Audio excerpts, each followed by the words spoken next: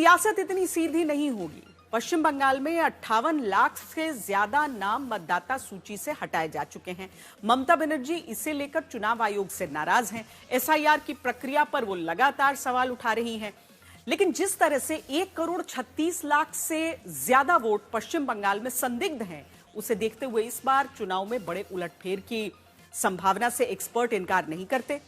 इसकी वजह पिछली बार टीएमसी और बीजेपी में 60 लाख वोटों का वो अंतर है जिससे जीत और हार तय हुई थी। राहुल बाबा भी हजी तमे थाकी ना जाओ हारथी બંગાળ અને તામિલનાડુમાં હારવાનું છે નક્કી કરીને રાખજો। बीजेपी बंगाल में किला फतह करने की तैयारियों में जुटी, वहीं ममता बनर्जी भी जीत का चौका लगाने के लिए कमर कसती है। बंगाल में बीजेपी कार्यकर्ताओं में नई जान फूंकने के लिए गृह मंत्री अमित शाह बंगाल के 3 दिन के दौरे पर आ रहे हैं। सवाल है कि बिहार जीतने वाली बीजेपी को इस बार बंगाल में जीत नजर क्यों आ रही है। गंगा जी यहाँ बिहार से बहते हुए ही बंगाल तक पहुंचती है। लेकिन ममता बनर्जी को हराना इतना भी आसान नहीं, जो जीत की हैट्रिक लगा चुकी है। सबसे बड़ी बात, हर बार उनकी जीत पिछली जीत से बड़ी होती है। इसीलिए 24 घंटे और 365 दिन राजनीति करने वाली ममता बनर्जी को बीजेपी कैसे हराएगी, इस सवाल का जवाब इतना भी आसान नहीं। बंगाल की बदहाल स्थिति को बदला जा सकता है।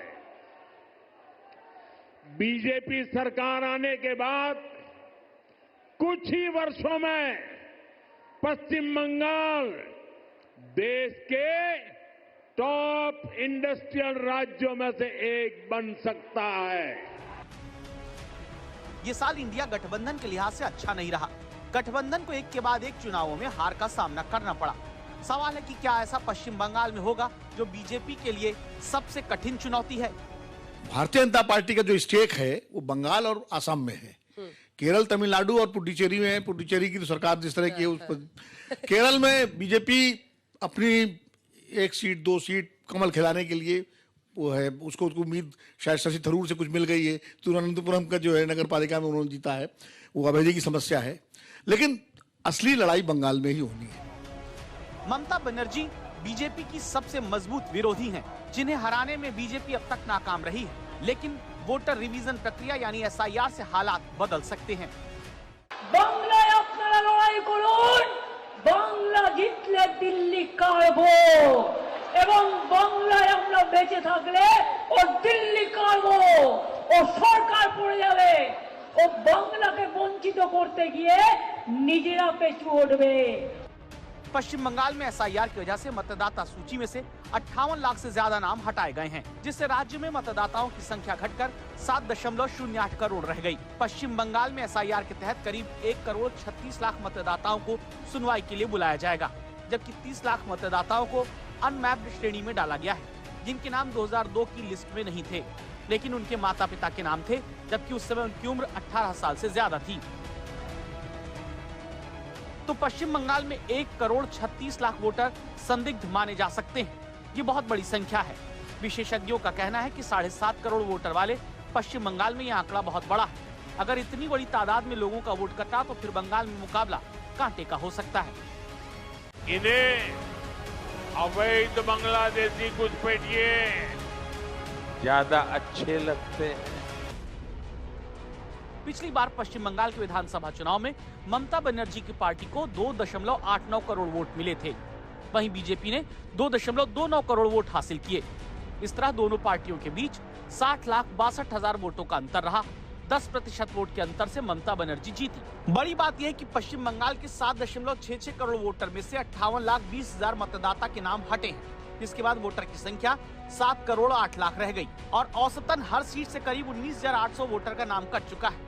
अगर 1.36 करोड़ संदिग्ध वोटर की वजह से आंकड़ा बढ़ा तो पश्चिम बंगाल में खेल पलट सकता है।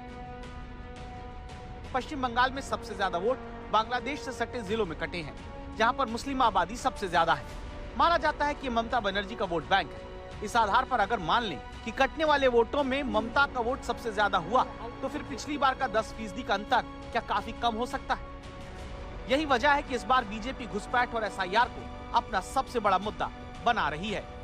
जिन घुसपैठियों ने बंगाल पर कब्जा करने की ठान रखी है, वो टीएमसी को सबसे ज्यादा प्यारे लगते हैं।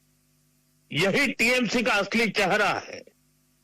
टीएमसी घुसपैठियों को बचाने के लिए ही बंगाल में एसआईआर का भी विरोध कर रही है।